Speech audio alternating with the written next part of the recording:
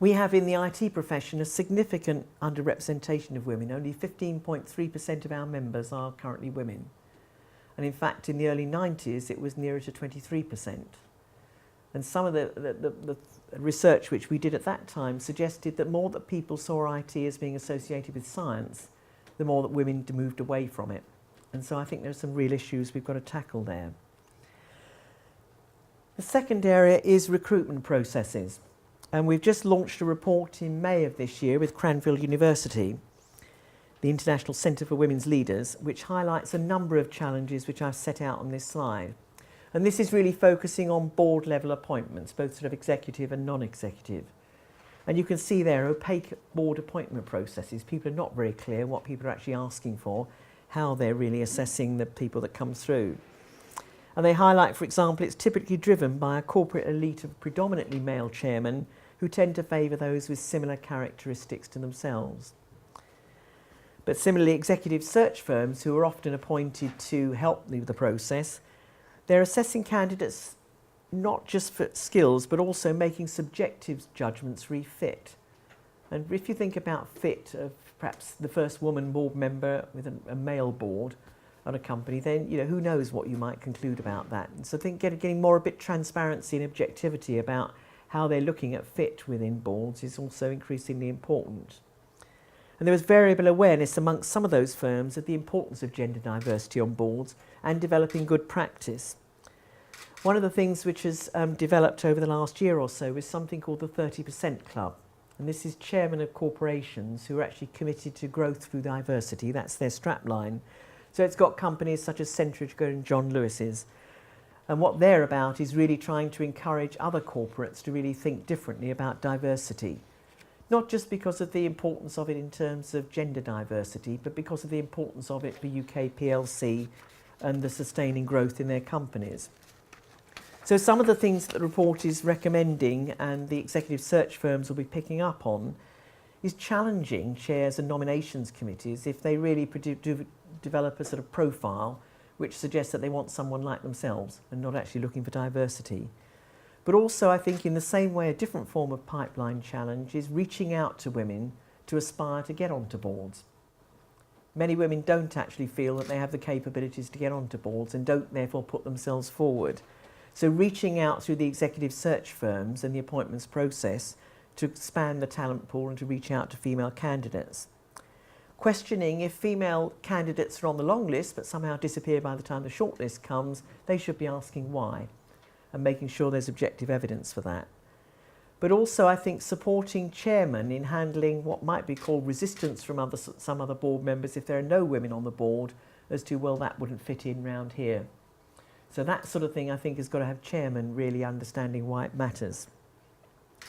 So I think between the work of the professions and really getting some of the professions to focus on why are so few women coming through in senior professional roles, which are then the pipeline for this, and focusing on the search process is quite an important sort of development here. But I think the attitude of women itself brings me on to the next slide, which picks up some research which has been done by Praester, a coaching company, which was published sort of last year. Because I think one of the things that the 30% Club chairmen were actually saying is that women don't spend enough time networking, focusing on their career priorities, doing their own PR. So they don't actually sell themselves as much as they should do, and arguably, apologies to men in the audience, as much as men typically do. And so therefore, because they're not actually pushing themselves forward, they're not necessarily getting noticed very much in the same way as somebody else might. So in this slide, these are two parts. The first half of the slide is what the challenges are that the women who are being coached, and this was based on 450 senior executives who are being coached, in terms of a wide variety of management roles. And so the slide shows that the challenges that led them to seek mentoring and coaching as to what they think their challenges are in their organisation. So, influencing skills, having their voice heard, establishing gravitas and presence, valuing their own strengths and not focusing on what they can't do, but what they can do. Organisational politics is a key challenge in many organisations, depending particularly on the culture from the top. The ability to network, time to network as well, and then developing their own sort of what they term authentic leadership style. And I think that one of the things which is important in terms of organisations is what is it that the board, the chairman, the chief executive are actually looking for in leaders in organisations, and are they stereotyping what they see as the behaviour of women in organisations compared to the behaviour of men. And I think that one of the issues which comes out of this is around bias, and the Employers Network on Equality and Inclusion that I'm a trustee of fairly recently has been doing quite a lot of work on something called unconscious bias. We all have biases in the way we sort of view people and when we meet people and so on, is trying to be more aware of that and what it actually means if you're in a position, for example, of promoting people, of mentoring and coaching people and so on. So I think that one of the things that we need to be quite careful about is, for example, in the organisational part of the slide here, that many of the organisations were telling Praester that many women are just too aggressive.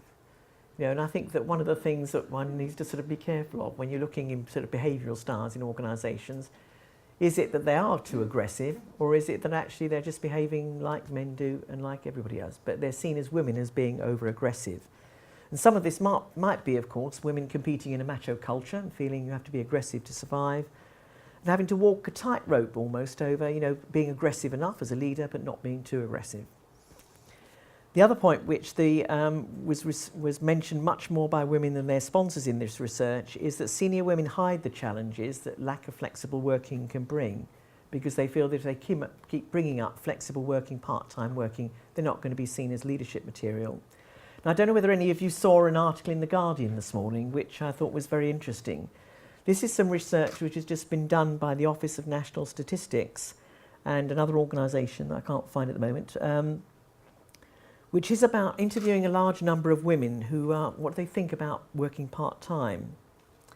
And it says that 1 in 10 of UK's part-time workforce is employed in a job that would pay 40k full-time, though many are reluctant to disclose the fact that they're working part-time because they feel it makes them seem less senior and less important. And there's quite a lot of interesting research that's come out of that, which is essentially the language that women are using to talk about working flexibly rather than working part-time, because they feel that with the predominance of women being in sort of part-time, sort of professional, sort of personal services roles that I mentioned earlier, that it'll make them seem as if they're not serious candidates. So it's probably available sort of on the website, the Guardian website, if you want to have a look at it. But it's quite interesting as to the way women are almost playing down the fact that if they're working part-time, and I know many women who've worked part-time who put in a hell of a lot more than full-time people do. Very rarely do they just do the hours they're actually paying for, and yet often do run themselves down for just being part-time and balancing home and sort of work commitments. But at more senior levels, we're seeing an encouraging sign with women saying they're choosing to work part-time because they make a choice that they want to balance working in an organisation with life outside. And also more women are now starting to set up on their own because that actually gives them the opportunity to work in the way that they want. So if we're getting more women entrepreneurs, we've got significantly less women entrepreneurs than we have, for example, in the United States, then that is good news, I think, for the sort of UK economy.